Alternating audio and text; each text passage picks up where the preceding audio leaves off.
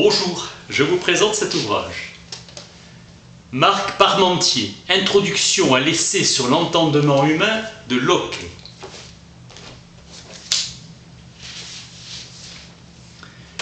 Locke juge prudent de s'exiler en Hollande en 1690. Cet ouvrage sera un best-seller. Pierre Coste règle la traduction française. Toute l'Europe savante le lira. Leibniz inventera la réécriture abondante, impact sur les Lumières. D'Alembert évoque le véritable inventeur de la métaphysique, la liberté de penser, la capacité de l'esprit humain à associer librement des idées, condition de toute connaissance. Comme Wittgenstein, Locke a l'idée de rechercher dans le langage la source des faux problèmes. Ses critiques lui reprochent de vouloir renverser la morale, apôtre de la tolérance. Il ruine l'innéisme. Les connaissances particulières précèdent toujours les connaissances générales. Le problème de Molineux, un aveugle reconnaît la forme d'un globe et d'un cube. Retrouvant la vue, il ne sait pas les identifier. William Molineux, premier traité d'optique en langue anglaise. L'aveugle ne serait pas capable à la première vue de dire avec certitude quel objet. Confusion entre jugement et idée. Des prises de position intellectuelles sont indispensables à l'identification des distances, des volumes et des figures. La figure de la chose n'est pas perçue immédiatement, car seules sont perçues la couleur et la luminosité. L'aveugle doit encore interpréter l'idée d'une qualité de l'objet du monde. Expérience et jugement sont deux recherches indispensables. Le piège grossier consiste à croire que pour voir les objets, il faille commencer par voir des images. Prendre garde à ne pas supposer que pour sentir, l'âme ait besoin de contempler quelques images envoyées au cerveau. Boîte noire transformant les sensations en idées. Pour Descartes et Malebranche, un jugement doit s'adjoindre subrepticement à une perception. Statut de l'idée de distance chez Locke. Inscrire l'idée de distance dans le temps. Changement perpétuel de la succession dont les parties dépérissent incessamment. Les mots sphère et cube ne désignent pas seulement des figures, mais aussi des substances corporelles. Rien n'est plus évident à un homme que la perception claire et distincte. Identification par l'entendement. Ce sont les idées complexes qui sont le plus sujettes à tomber dans la confusion. Vérité des idées simples. Toutes nos idées simples sont adéquates. J'appelle idée tout ce que l'esprit aperçoit en lui-même, toute perception qui est dans notre esprit lorsqu'il pense.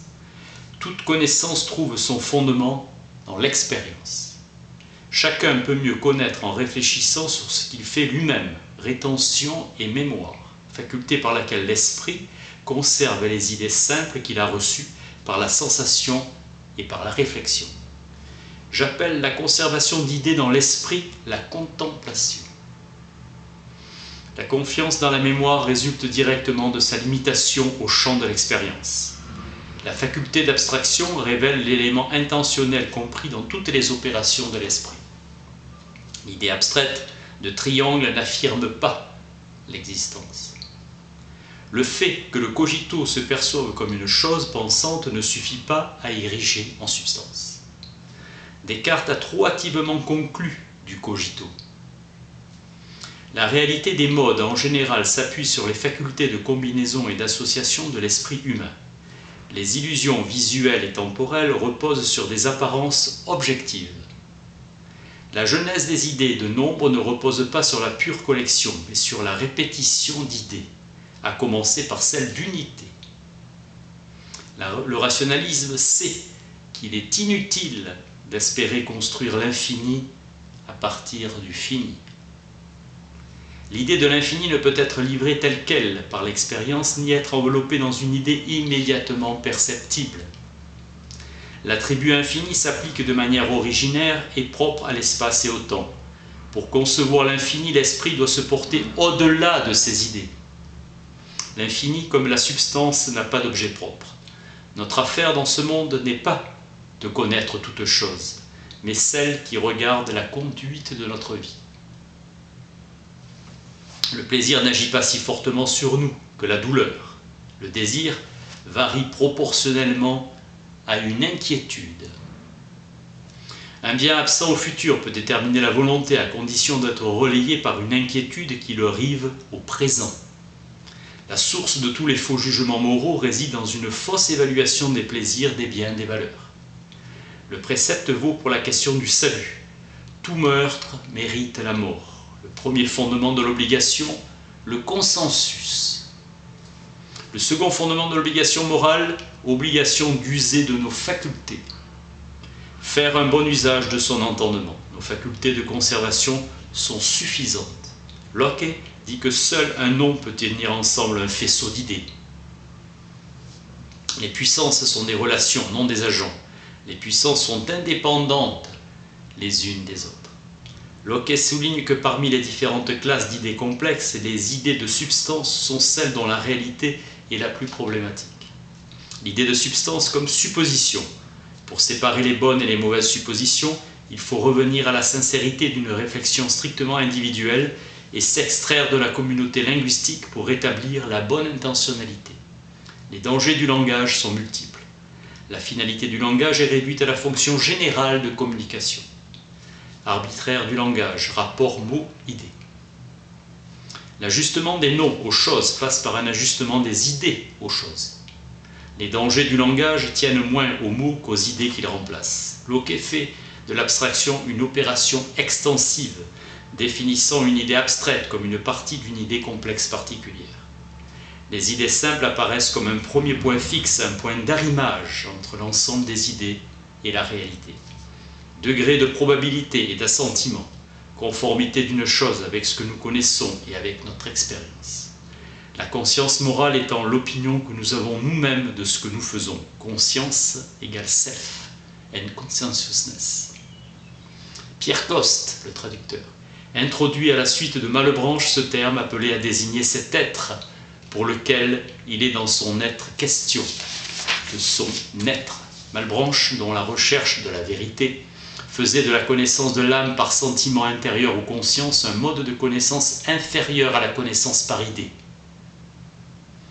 Lorsqu'il y a dans l'esprit une perception actuelle de quelque idée sans mémoire, cette idée paraît tout à fait nouvelle à l'entendement. Le fait d'être concerné par ces actions apparaît comme l'épure juridique et morale de l'inquiétude. On ne peut définir l'homme par son appartenance à une espèce, car il n'existe aucune espèce humaine, aucune essence de l'homme, sinon nominale, réfutant la définition aristotélicienne. Tout est question de signes, les monstres à figure humaine et inhumaine, les abbés malotrus, abbé de Saint-Martin, qui fut quand même baptisé malgré sa figure si peu humaine. Ce monstre, il était à Caen, ce disgracié. Enfant sur le point d'être exclu de l'espèce humaine à cause de sa forme. L'intention ne peut reposer sur les seules ressources de l'esprit, mais aussi s'appuyer sur les mots, seuls capables d'achever la transformation des idées en signes. Nos facultés n'apparaissent plus comme bornées, mais au contraire comme suffisantes pour nous faire accéder à toute la connaissance. Notre esprit est comme une chandelle que nous avons devant les yeux et qui répand assez de lumière pour nous éclairer dans toutes nos affaires. C'est pourquoi les vérités acquises par un usage de nos facultés sont plus certaines que les mêmes vérités acquises par la révélation.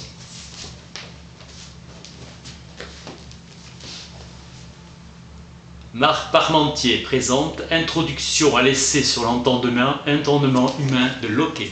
Merci.